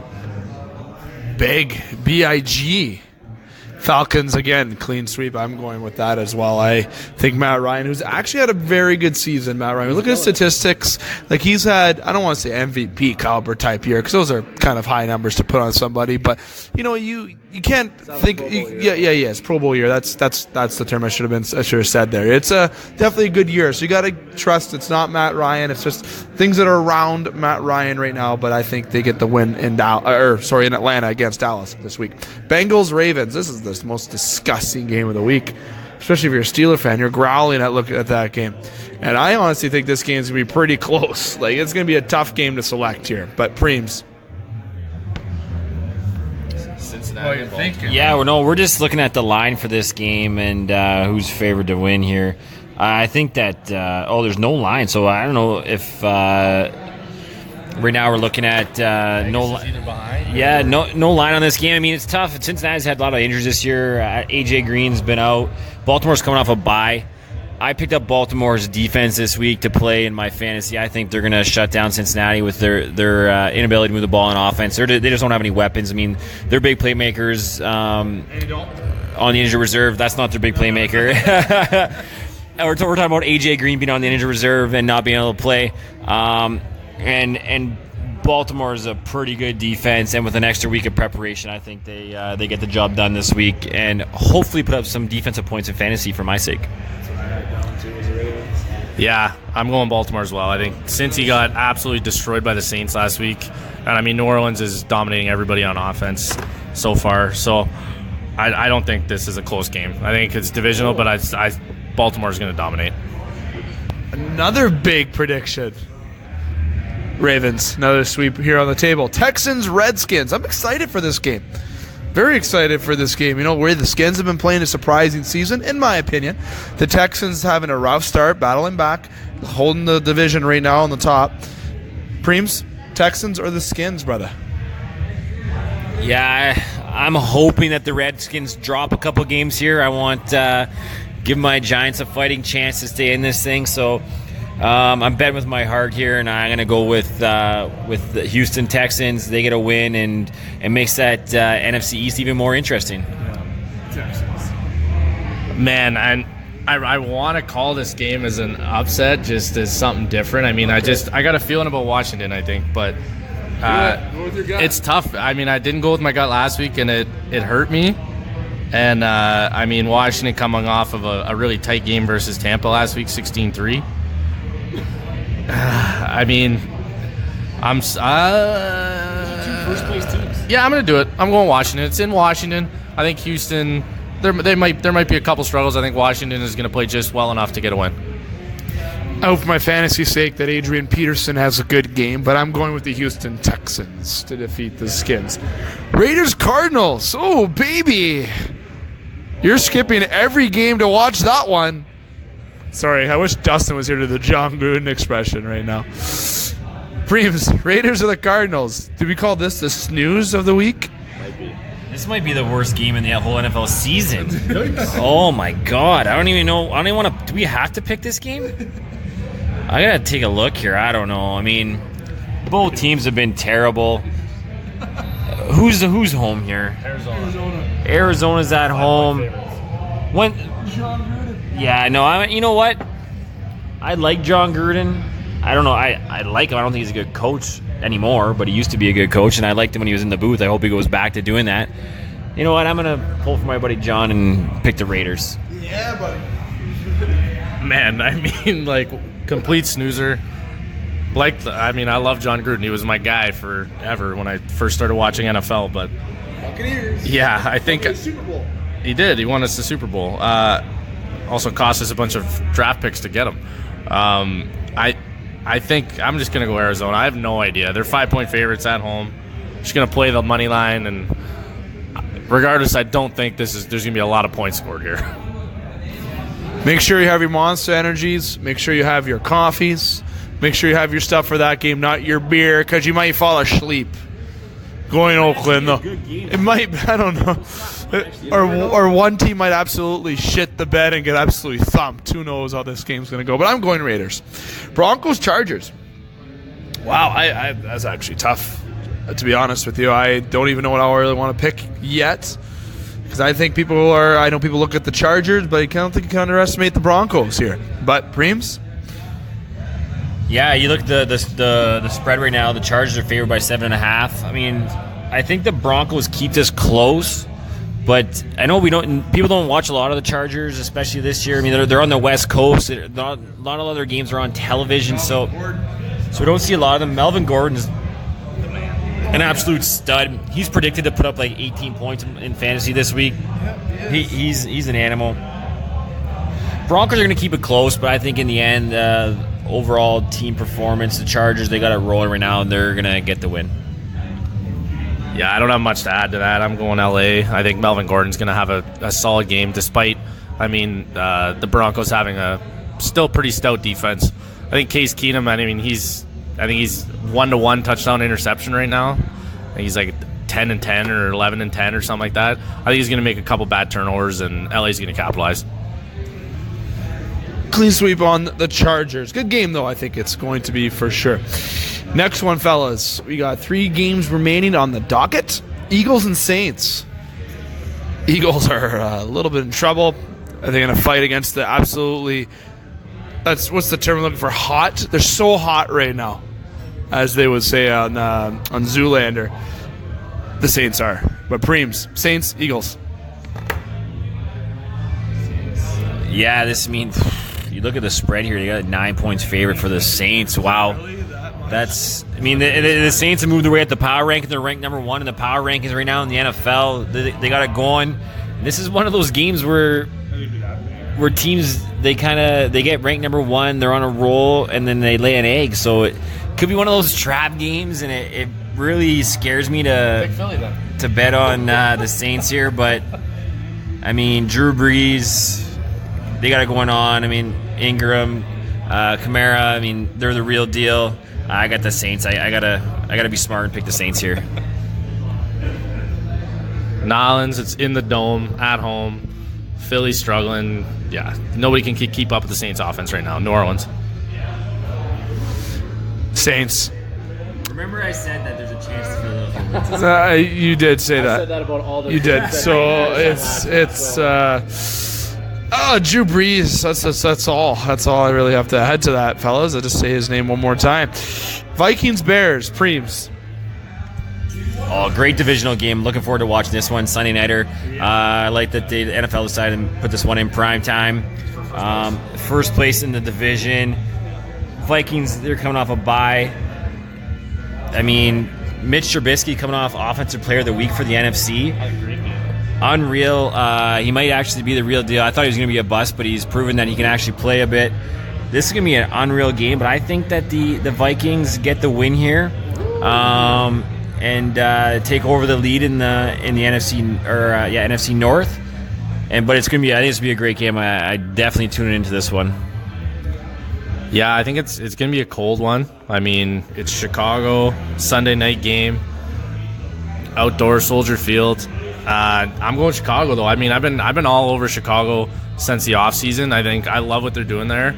I'm a huge fan of Matt Nagy and his offense and what he's putting together. And Trubisky's as the trigger man, he's starting to figure it out. They're getting guys open, they're getting the matchups they want, and I think they're rolling. Again, tough division game. You never know, things can happen.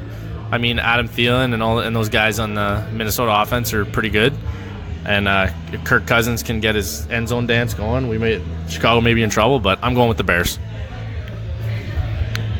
Going with the Bears. Going with the Vikings here. I feel Kirk and the Vikings are going to have a very good game that game against the Bears. I think they're going to get 2 touchdowns up on the Bears in the game, to be honest. I think the Vikings are feeling hot about those Vikings this week, to be honest with you. Chiefs and Rams, this is the game of the week, obviously. Okay? This is obviously the game of the week. Vikings-Bears are very close to that. I even think the Eagles-Saints are pretty close to that. I also kind of want to say Arizona and the Raiders are very close to that. Just kidding. Savage tonight. Sorry, absolute savage. Chiefs and Rams. Preems, tough decision here, man. Yeah, this is a tough decision. As a football fan, I'm excited to watch this game. I think both offenses are pretty dynamic. There could be a lot of points scored. Take the over. I don't know what's the over under on this.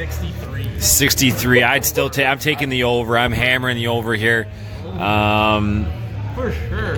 This is, in my mind, this is a coin flip. I think this can go either way. Both these teams are excellent. The Rams are at home. This game actually got moved. It was supposed to be in Mexico, right? Well, they did move it? And they moved it to L.A. because of the field condition. So it is a home game for L.A. That's that. Good call. I think L.A. at home, playing in the Coliseum, I think they get the win. Yeah, I'm going to agree with you. I'm going with L.A. I think for the sole reason, I think LA's already played New Orleans. They've seen that crazy offensive explosion. Pat Mahomes is a different animal, and Tyreek Hill is a different animal completely. hammer the over. There's going to be a lot of points scored in this game. If you're watch this game, it's Monday night primetime. You got to watch this game. And man, hopefully Jason Witten doesn't put in. I don't think Jason Witten can put any of us to sleep listening to this game. So I'm going LA. LA fellas are getting the clear sweep on this, which I was actually kind of surprised. Kansas City, Dave. I kind of torn. I kind of want to. I'm again so torn, but Now that he's in the lead, he's not going for it. He's playing it. I don't know. Yeah. I don't know. I'm very tight. I'm very close. I almost said go Chiefs. I had CH typed beside my name, but then I erased and put Rams. If you bet all the same games as us, then you can't drop in the standings as your rationale, right? I didn't think of that, Preems. You didn't. Honestly, I didn't even think of that. So I think next week what I'm gonna do. Change the rotation. Next week I'm changing the rotation. That's fine. Let's do that. I'll go first next week. After I win and go undefeated this week and clear cut first place, because I'll be up a bunch, and then You go first next week. I'll go second, and just guess the exact opposite of what you say. okay, let's do that. I like that. But I did have CH typed for the Chiefs, but I changed it to the Rams. So those are our predictions for Week 11. Fellas, we're going to go to two topics about sort of when it goes into Week 11 here before we go to break. And we come back, we're only going to have about 12 minutes left on our roundtable. If that's, I want to save some time and salvage some time here. It's Dave McCaig alongside Jimmy Antonello and Matt Premo, Sportscenter Bar and Grill for the Game Sports Show. Leveon Bell, then Dez Bryant. Those are the two topics I want to go to. I want you two to spearhead these two topics. I've kind of already touched on Leveon Bell not coming in this year, sacrificing $14 million, not playing the game of football, but I do got a point and quote to say about Leveon Bell. So start with Dez Bryant and with Leveon Bell between the two of you. Then I'll close off with a comment that Leveon Bell said in the early, about 3 or 4 years ago in 2013. Yeah, I know the tweet or social media comment that you're referring to. So, yeah, that was interesting how things can change in a couple years' time. In reference to Dez Bryant, I feel bad for the guy. I mean, that's a tough injury. I mean, he got a shot to maybe prove himself that he can still play, and with a contender, a great team like New Orleans, I was excited to see what he could do. That's a dynamic offense. He has a different aspect to it. Veteran guy, playoff football. I thought he could help them a lot. So unfortunately, that injury sucks. And you saw the love for him throughout the NFL this weekend. A lot of guys throwing up the X in support of Dez Bryant, understanding how difficult of injury that was, and for him to go through. And Achilles injuries they're not easy to bounce back from. No. That could be the end of his career potentially. So, I mean, best wishes to him, and hopefully he can bounce back and maybe get back in the NFL. But that's going to be a tough one. And you saw the respect he had from the other players in the NFL. So that was actually good to see. And all the guys from New Orleans and the other his ex-teammates in Dallas throwing up the X for him in support. So that was great to see. I really like that. In terms to Leveon Bell, we talked about this several times in the show. I mentioned earlier in the show, it's a business decision. So he thinks that setting out this year that he's going to get more in a free agent deal than the $14 million he's losing out on this year. So he's looking to hit the payday. He wouldn't hit the payday if he wasn't healthy. If he went back and played and got injured, he wouldn't get that same payday. So, I mean, he's making a business decision. He thinks he's going to hit it big in free agent, and someone's going to pay him. We know someone's going to pay him. We know this. Some team who's near the bottom of the barrel or fighting desperate need for a running back is going to pay this man because he's proven himself in the NFL that he's an elite running back. Would I pay him as a GM or an NFL owner? I don't think I would pay him. I mean, NFL running backs, it's a young man's game. The shelf life is short. He's getting older. He's not going to have the same offensive line in front of him as he did in Pittsburgh, or same system. And we've seen now that system that a young rookie or second-year player is able to step in his absence and put up similar numbers. So, I mean, a lot of running back depends on the system you're in, the old line you run behind. So, as an owner, I think you can get someone a lot cheaper and younger, and you go that route as opposed to signing him on a big deal. But I understand his mindset, and I don't blame him at all. And he will get paid, and he'll be set for life, and who can blame the guy? At the end of the day, you got to look out for number one. Now, that quote is interesting that Dave was talking about that he had a couple years ago. So, I mean, looking at that and what he's doing, I mean, how things have changed. It'd be interesting to pick his brain and talk to him about that and where he's at now. Now that's him in that situation, and things kind of changed. So interesting to see, but I mean, Pittsburgh's gonna be fine without him, and Le'Veon's gonna be fine without Pittsburgh. He's gonna make some big money in the offseason. So in the end, I don't think either team or either side is gonna be worse for wear. But it'll be interesting how this thing plays out. Yeah, I mean, I'll touch on Lev Bell in a second here, but going back to Dez Bryant, I mean, I was a little skeptical when they signed him, and he's clearly he's at the point now where he wants to go to a contender. I think he was super excited to play for Sean Payton and play with Drew Brees, and he's got to be disappointed because you never know. I mean, any time with an older quarterback, you just never know what can happen year in, year out. And he's already expressed interest that he wants to come back next year, and I think he's going to pay for nothing. He's going to sign a small deal. It'll be a 1 year prove it. He won't sign anything longer than 2 or 3 year deal if he comes back healthy after this prove it deal. But I mean, he's already 30. It's tough, especially coming off an Achilles injury. You feel for the guy. I thought it was cool, though, that you saw like Mark Ingram from New Orleans throw up the X, all those guys in support, his ex-teammates in Dallas. Zeke was throwing it up, and I really hope he can get healthy. And the only saving grace about it is it was halfway through the season, and he didn't have any wear and tear in his body from playing the first 9 games. That's the only saving grace, is he's got some time now to try and recover. But as far as Le'Veon Bell, I mean, it's 100%. We already touched on it. Business decision. Sacrificing $14.5 million, which is crazy, but I mean, somebody's going to pay him. There's some teams that kind of jump out. The Jets, realistically, the only team I think that can even potentially afford him, where I think he even has a half a shot to go on a playoff run, would be Indianapolis, surprisingly. I think that O-line is getting stronger. Andrew Luck's back healthy. If he can make a difference, I mean, I think we all saw the video of Quentin Nelson pulling around the corner, screaming at the top of his lungs, and then absolutely annihilating a linebacker from Jacksonville last week. A little bit Waterboy-esque. The guy's an absolute freak. So, I mean, imagine adding Le'Veon to that offense. But it's a business. Somebody's going to pay him. He's going to be making like more than Todd Gurley. It's what's going to happen. It's just the way the NFL works. Everybody one-ups each other. All those the top 5 or 10 at each position. You're always going to keep leapfrogging everybody that signs new contracts. Interesting stuff, gentlemen. The Saints with Dez Bryant, so unfortunate. Like, you wait all year to play, you get that contract, get a chance to go in second day in practice, and you're out with injury. That is absolutely sad. But they do sign a 6-time Pro Bowler, Brandon Marshall. They had some good veteran there. He didn't have the best of all seasons with Seattle's, where he was started this year. I believe it was with Seattle. But again, best wishes to Dez Bryant. I'm sure he'll come back next year. Maybe he'll go back with the Saints as well, especially if Drew Brees returns and maybe have a chance to have another successful season over there in New Orleans. Now the Steelers, I'm going to take a couple minutes here before we go to break. A couple things I want to touch on with Le'Veon Bell. The first thing, and this is off a website For the Win that's affiliated with USA Today Sports. Steelers players raided Le'Veon Bell's locker after he missed the deadline to report. I don't know if you guys heard this. I want to say a few things with this.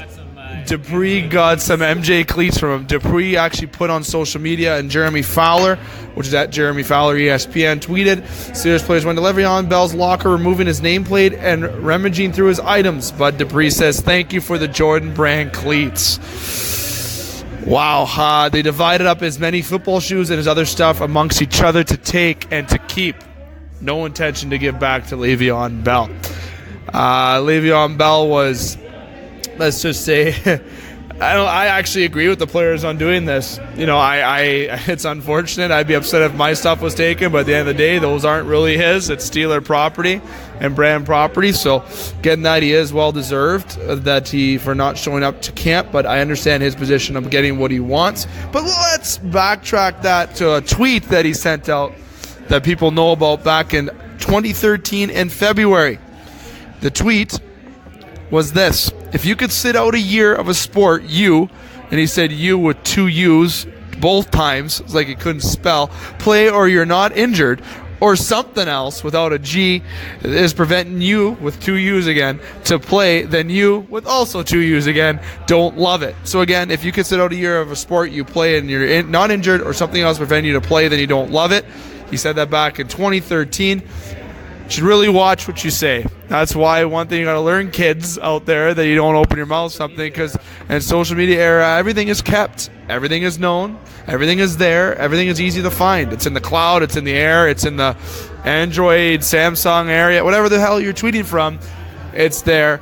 And Leveon, now that you're actually in the predicament that they were back in that particular player in 2013, then obviously you're understanding what it feels like right now. So maybe you should watch what you say. It's fair enough to say going forward. That goes for everybody. Don't just send out anything without being in that particular situation, because I do understand how difficult it can be to go through this, and not because I'm familiar with it, but just reading about it and seeing that you want to play somewhere where you want to be. The fit, it's a business. That's what I mean, that I understand with it's a business. And Leveon obviously didn't want to be part of that business anymore, and they couldn't work something out. So end of the day, just watch you stay on social media. But for him not to play this year, it's very unfortunate. But Connor is playing fantastic in his absence. Hopefully he can play and be healthy and keep this up going forward, because it will be a big part of the Steelers' success and the desires to get a Super Bowl. That's a very tough road, though, to complete that nonetheless. Fellas, we're going to take a quick break. Oh, you got to think that, Preems. Yeah, no, just sitting here listening and talking about Leveon Bell and places you could potentially land next year. I was just thinking about places that would be a good fit. What about the Green Bay Packers? I mean, that offense is pretty dynamic. Aaron Rodgers, and they kind of always have lacked a running back. I think it might be that'd be a good fit. I don't know if they would be willing to pay the money that he's looking to get. I mean, they already have Rodgers on basically a max type contract. It might be hard for them to do that financially, but I mean, they're an organization that they make a lot of money, and they have their fan base is impressive. I mean, they're owned by their fans essentially, and then in the local community there. So I don't know how they would go about making that decision, but I think that'd be an interesting spot, and it just came to my mind as we're sitting here talking about them and as potential landing spots. Yeah, I mean, and they don't have anybody they don't have any crazy cap hits on defense. Aaron's a huge cap hit, I mean, but rightfully so. And then, I don't know, though. I mean, I think they like Aaron Jones and Jamal Williams. They're 2 backs there. Aaron Jones just kind of turning it on, but, I mean, wouldn't hurt. I mean, I'd be – it would be kind of surprising if he should sign a short-term, 100% guaranteed, like a 3-year, I don't know, $60 million or something like that, even like 2 over 40 or 2 over 45, something like that. He's going to want a bunch of guaranteed money. It's going to have to be a lot of guaranteed. I don't think the term matters. It's the guaranteed money he's going to be looking for. Yeah, I think that's big. You're right. So I mean, wouldn't put it past Green Bay to do a short-term one with a lot of guaranteed money. You never know. Said it all year in terms of that, fellas, to close that out. I've predicted the Colts. I've said certain teams that I think, but I think going forward, there's only 2 teams that I think are going to give him what he wants. That's either the San Francisco 49ers or the Detroit Lions. For some reason, the Lions stick out to me. Patricia being there, they want to make a splash. I think they're fed up going into the offseason. I think they want to make a change. There's not been a running back there since Sanders. Reggie Bush. But even Matt Breida in San Francisco is not having a greatest of all years. You don't have a deep running back core there. I really think with Jimmy G coming back healthy next year, you have Leveon Bell, that maybe if they want to go out to sign a receiver, maybe they go after Dez Bryant next year in San Francisco, like if he doesn't return to New Orleans. So I think they're going to watch the 49ers and the Lions going into the offseason, especially with the Leveon Bell sweepstakes. You're here first. Who comes out on top? Lions. For some reason, my heart is saying Lions. I don't know why, but we'll see. Fellas, quick break here. Listening to the Game Sports Show. Dave McCaig alongside Jamie Antonello and Matt Premo. We're going to take a quick break. When we come back, it's going to be a little bit of roundtable discussion about a variety of sports that come up, in particular the Raptors and NBA. So don't go anywhere. The Game Sports Show would like to thank an additional sponsor and additional home to the Game Sports Show, Sportscenter Bar and Grill. Sportscenter Bar and Grill, located on 624 Wellington Street West, Sault Ste. Marie, Ontario. Sportscenter rated top sports bar for the 2nd year in a row. At Sportscenter, enjoy their famous 75-cent wing night along with delicious Molson products on tap, along with a great atmosphere and other great food options available as well. Sportscenter Bar and Grill, the Sioux's best sports bar. Get Wicked Catering from the crew at the Wicked Sister. We like to think of ourselves as foodies. While our favorite foods are paired with a beer tasting at the Wicked Sister, you can now have the same creative menu for your next catered business luncheon, family get-together, wedding, or holiday party. Our white truffle risotto appeals to your gluten-free and vegetarian guests. Add sautéed shrimp or freshly grilled chicken for a pop of protein. Or let us build you a custom menu to suit your needs. From plated events of 15 to buffets for 200, the Wicked Sister will cater your event with tapas, snacks, cravables, or a full sit-down dinner. The Wicked Sister, where you'll be treated like family, whether you like it or not. The Game Sports Show would like to thank a list of additional sponsors. North Shore Sports and Auto, new location located on 647 McDonald Avenue, Sault Ste. Marie.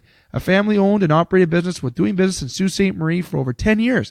Loads of products available for your enjoyment for all seasons.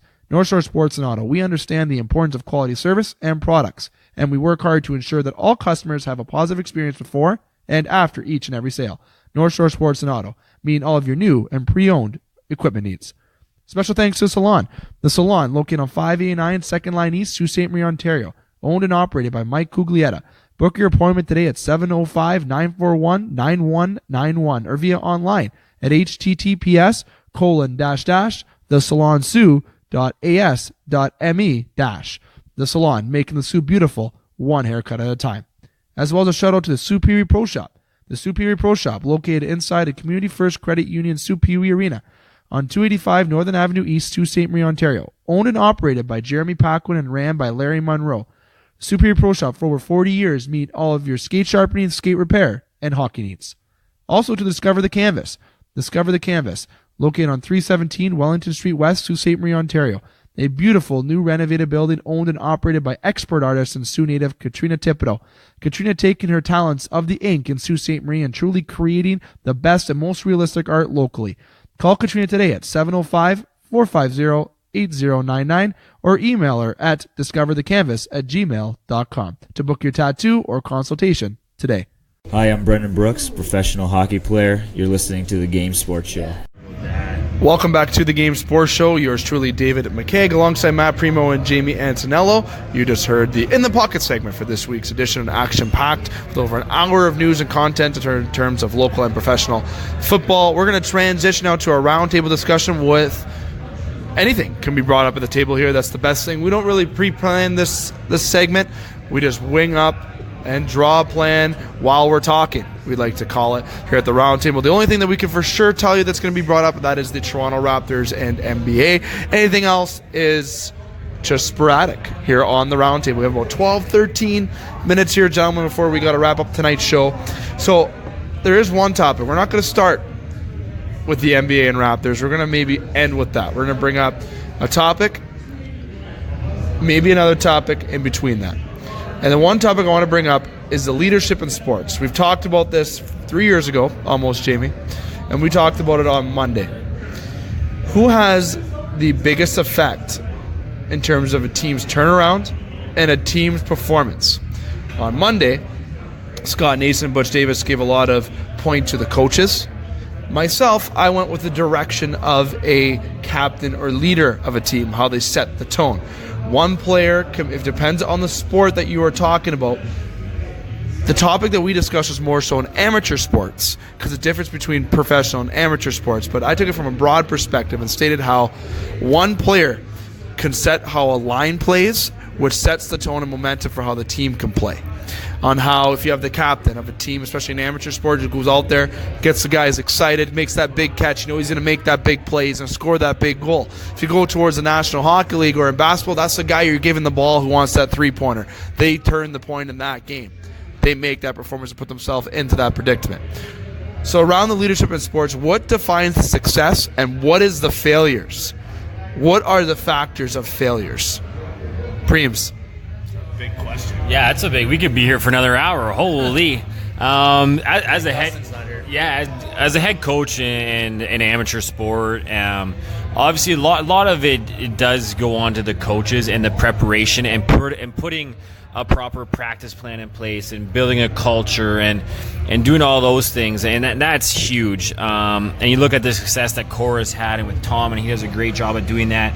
We try and do similar things in the summer with the SaberCats and developing our culture and making sure everything is kind of planned and thought out and methodical, and we do our best. And we're limited. We only get 2 days a week, whereas at Korah we're getting 5 days a week with the players. So we're a little bit limited with time. So, I mean, it is important for the coaches, but I'm not going to lay it on one player in terms of a captain being able to sway the success or failure of a team. I think you got to have a good core. And a core could be 4, 5, 6 players that buy into what the coaches are doing. And if they buy in and they're committed and they're dedicated to the program and the process, those other fringe players start to buy in, and then everyone else starts to buy in, and it's a snowballing effect, and I think that's big when you get a good core of players that buy in, and they're able to kind of put out any of the negative things that come along with it. Some of the players on the team, they can bring a lot of negativity to practice or complacency or laziness, and that core will actually put that out as opposed to the coaches having to do it. And I think that's big in developing a culture and striving for success. So, I mean, the coaches have to put the plan in place, and then it's up to the players to execute, but that core group will determine if you get buy-in from the rest of the team, and I think that's the key. Yeah, I'm not going to be very controversial or really go against what Matt said. I agree completely. I think culture is the number one thing. It doesn't come down. I mean, and culture's everybody. It's whoever's associated. It starts, I mean, especially with amateur sports, it starts with the coach, though.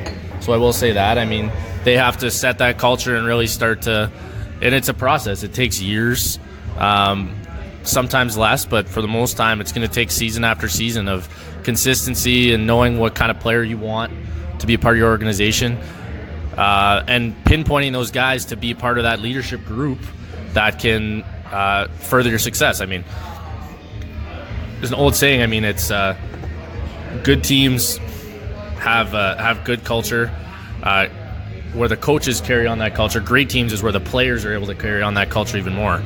And it comes down to it's tough, and especially in this day and age. I mean, I'm not that far removed from high school, but it was different. There was, like, I remember the guys I played with that were captains, and even myself a little bit, I was more of a quiet guy. I had a couple guys around me that were really vocal, but you call guys out all the time. If you're dogging it in practice, players call it out. Now you're a little bit more, it's more coaches. But there's still some of those guys, I mean, that are kind of throwbacks, you would almost say at this point, where they're a little bit more old school. They're willing to call it their friends. And I think, honestly, those are the best guys. Those are the guys you want, because they put the team ahead of them, and they're even though they're still peers with the guys that they're playing with, that's putting everybody's best, putting everybody ahead of themselves there. And because if one guy's dogging it or not doing his job, it doesn't matter what sport you're in, it's going to throw off the rest of the team, and you're never going to be successful. So it's a seamless thing. But bottom line, I mean, with an amateur, more specific towards amateur sports, it starts with the coach. But the really elite teams are the great teams that are going to have continued success. You got to have a group of players that can carry out that leadership on the court, on the field, on the ice, whatever you're doing. Good answers, fellas. I want Scott, Nason, and myself, Butch, and EJ wanted to get your opinions on that as well. It is too bad Dustin's not here to put his opinion, or Justin. We definitely do not have time for all that, especially with Dustin. So speaking of time, we're going to skip one topic that I was going to give to you guys to bring up, but we're going to jump right into the NBA about Kevin Durant and Draymond Green, and then transition right into the Raptors to conclude our show. Kevin Durant and Draymond Green had a little bit of an altercation, is a good way to put it. Apparently Draymond Green has stated a comment towards him about his free agency upcoming, and he has been suspended from the Warriors for a game. I like this with the controversy with the Warriors. Don't get me wrong. I don't think it's going to really affect anything that goes on the court because of how deep that they are. But I want to get your guys' opinion on the situation. If Draymond Green is just being a suck, or if Kevin Durant, maybe there's stuff that we don't know that was said prior. There's always three sides to the story. Kevin's, in this situation, Kevin's, Draymond's, then the right one, in my opinion.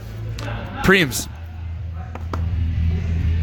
This was interesting to see. I woke up and saw this happen, and it's kind of funny how this whole thing transpired. I mean, Draymond rips down a board in their own end and kind of grabs it in front of Durant and dribbles down the floor. And it looked like he was actually getting ready to pass the ball, and he mishandles it, and then they go back to the huddle or their huddle, the sideline between the fourth quarter and overtime, and they get into it, and then it obviously blew up in the change room afterwards. I would love to have been a fly on the wall to hear what Draymond said about Kevin Durant.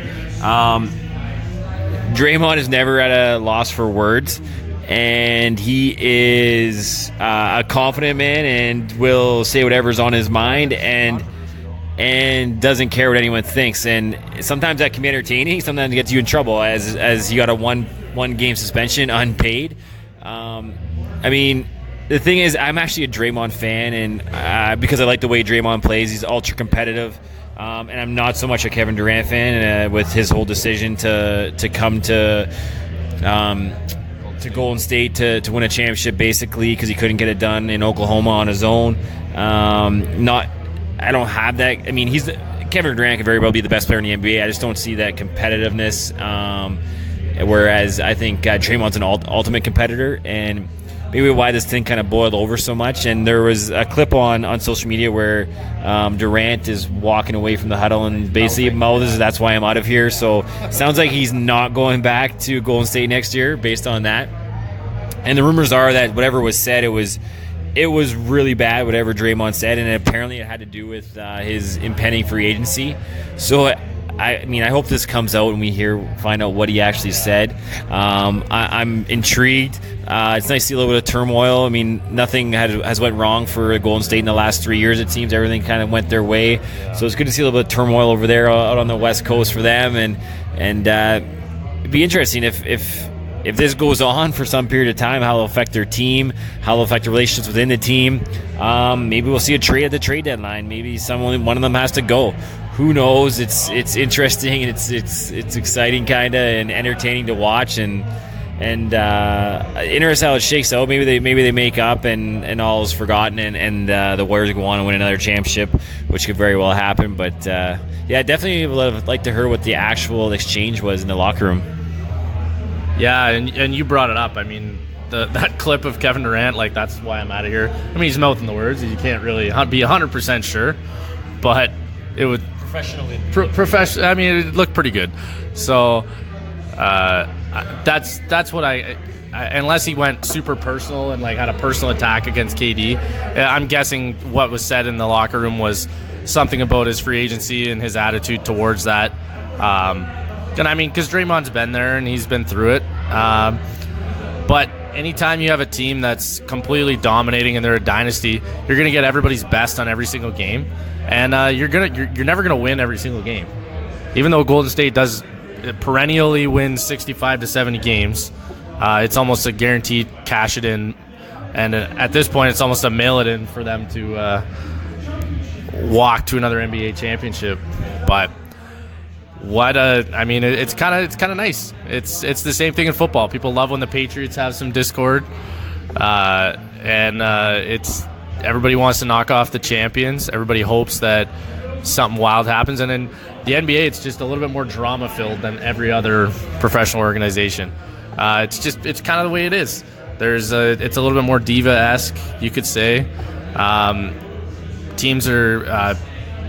Players are more likely to go play with their buddies and try and create super teams in the NBA than any other sport. And it's the way with the Supermax deals work. That's the teams trying to alleviate that. But I just want to see what the next couple of days happen. And when Draymond gets off his suspension, I want to see if he answers any questions in his first presser. I'm loving it, boys. Everyone knows I called Kevin Durant a coward 3 years ago on live radio, saying how you went to that team to cop out to try to win a ring. And I think that tarnishes a legacy when you go to somewhere to win, even though you win championships, you didn't do it. I like somebody like winning a championship based on their ability to carry the team and all that. But I guess in today's era, you have to get with your friends in the NBA to win. So I'm liking, to be honest, from a fan perspective, what's happening. From being a media individual, professionally speaking, it's definitely unfortunate to Golden State, but definitely entertaining to the fans, because if this just puts so much salt on the wound towards this agency and how the New York Knicks fan base is trying to convince them to come, and how people kind of want to see Golden State start to crumble. But they're the evil empire in the NBA. They're unbreakable right now, and they're still on the same team, and I'm sure they're going to come together, and I'm sure things will be resolved, as things always are. But Kevin Durant returning next year I don't think is going to happen. I think him moving on is definitely a certainty, in my opinion. Fellas, to keep the train moving here, we're going to jump right to the Raptors before we conclude our show here. We are already almost kind of going into overtime at the 13-minute mark, but that's okay. We're allowed to do that. Raptors losing a tough one here tonight while we were broadcasting, 106-104 to the Pistons. Last second shot, Kawhi Leonard goes down the court, gets the ball, dribbles off his own foot for an out of bounds. The ball goes back the other way. Pascal Siakam, I always pronounce his last name incorrectly. Huge block with 1.2 left on the clock, and then the Pistons got the ball back, and then they also got the bucket at the end there to get the win. Tough loss for the Raptors there against Dwayne Casey in his return to Toronto. I miss Dwayne Casey. That stings to say. No offense, Nick Nurse. I'm a fan of Dwayne Casey. Pistons got a great coach there, and he was emotional when they got the win today in terms of being exciting. The Raptors faithful were very happy to have Dwayne Casey back and gave him the respect. Pistons had a hard-fought game tonight, it seemed like, especially looking at the backtrack, because I did miss a little bit of the game, but they definitely had a game that was very hard work against those talented Toronto Raptors. The Raptors are still the top team in the Eastern Conference, right? It's the team has absolutely been sick, and Pascal, I still he's had a season where he won Offensive Player of the Week last week. You know, they're 12-3 right now. The Bucks are behind them by 10-4 now. The Pistons are even a little bit lower in the standings, but the Pistons are a very good ball team, now improved to 7-6. Going around to you two guys before we conclude the show. So unfortunate with Kawhi Leonard. So unfortunate. I guess that could happen anywhere, but he's probably shaking his head somewhere going, holy shit, really? Something like that. But again, Preem's going to you, then to you, Jamie. Yeah, unfortunate tonight with the loss. I mean, it was a tight game. We watched the stretch there. It was pretty exciting to see. Back-to-back losses for the Raptors, so that's 2 in a row. But, I mean, they're still the top of the East. I don't think there's any reason to hit the panic button if you're a Raptors fan.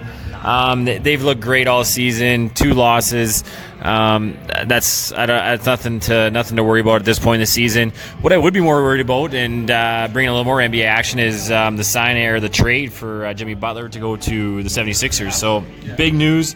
I can't forget that. Yeah, big news. I mean, Philly, they got a team. I mean, they had a competitor like Jimmy Butler, and obviously he's won an All-Star in the NBA, so he's obviously going to help that roster, and they've already got a lot of young talent there. So, I mean, if I'm a Raptors fan, I'm not worried about the back-to-back losses. It's bound to happen. Celtics on Friday.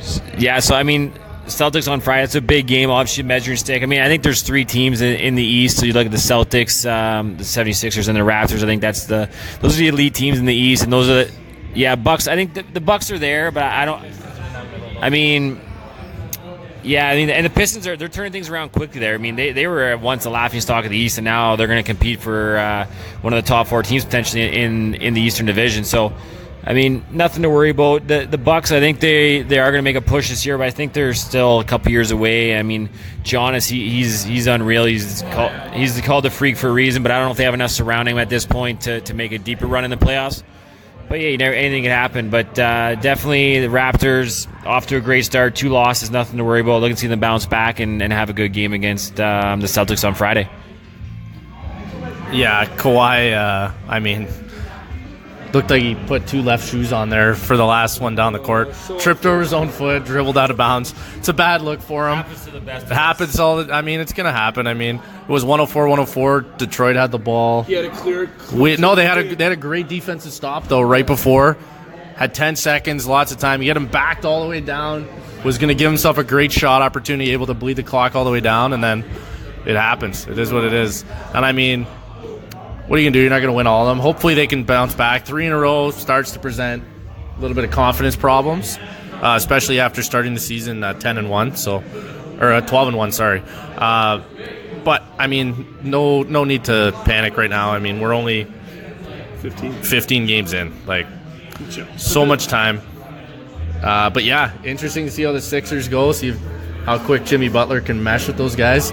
I mean, Markelle Fultz is back to his old free throw shooting ways. Slipped out of his hands, whatever. So it was ugly.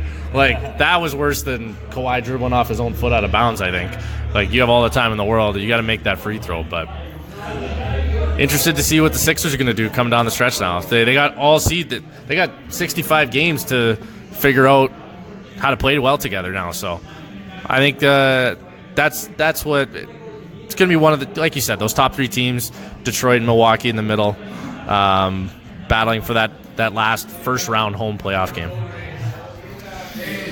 Could agree more with Giannis. The guy's a freak. Jimmy Butler fitting in. I can't believe I almost forgot to mention that. That is a big trade for Philadelphia, obviously, and definitely a big enhancement on the court for them and improves them. And they didn't. So Jimmy Butler joining the 76ers is a big trade for sure. But the Raptors fans and Raptors, even though it's 2 losses, that's just relax. Typical Toronto fans getting a little too excited. I think already reading some social media saying, 2 losses, here we go.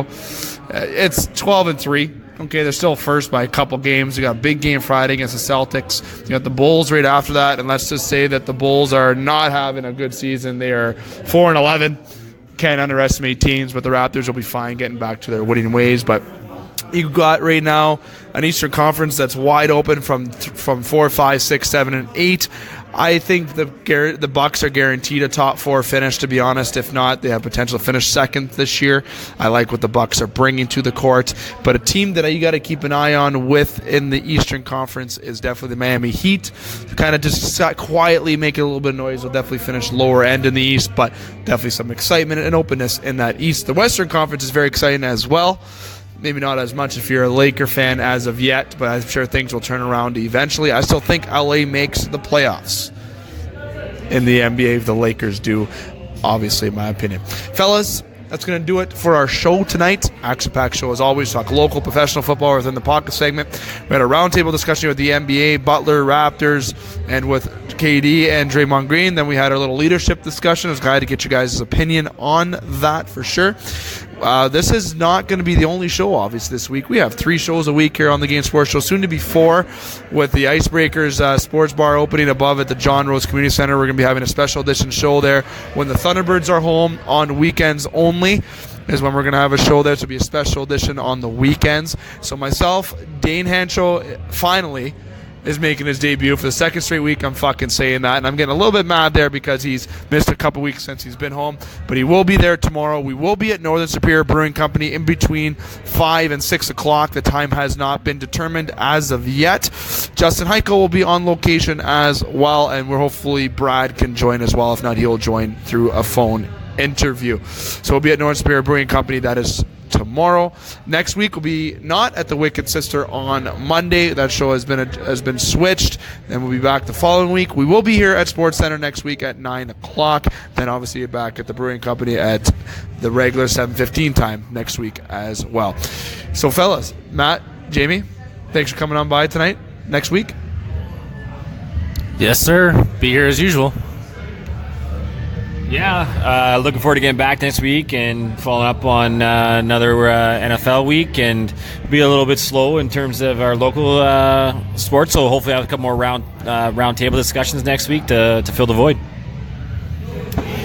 As the Korah Colts prepare to go to OFSAA, congratulations again to the Korah Colts senior team and also the junior team. So I'll give them our special shout out as well. Jordan Robinson Wright had a good little Facebook post with his girlfriend on Facebook. You know, like, it was nice. I'm sure you might have talked about that. I thought I'd give that a shout out on the show here because he made a cameo on the show this summer when he was with the Cats. So definitely had to saw that. Very exciting for the Sabre Cats, and members that you guys coached and now having them on Korah, coaching against guys as well that you had on SaberCats. You see that talent grow. It was a great season overall in high school football, but it's not over yet as Korah goes to OFSAA on the 26th in Ottawa.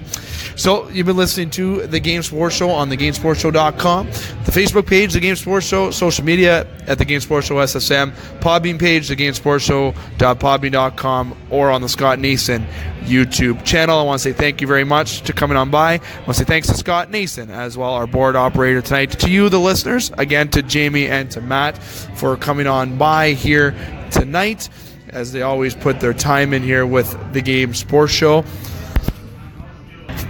And getting to the sign-off conclusion here, till tomorrow night, listeners, keep your stick on the ice, swing your bat, catch your touchdown, train your threes, and shoot your shots.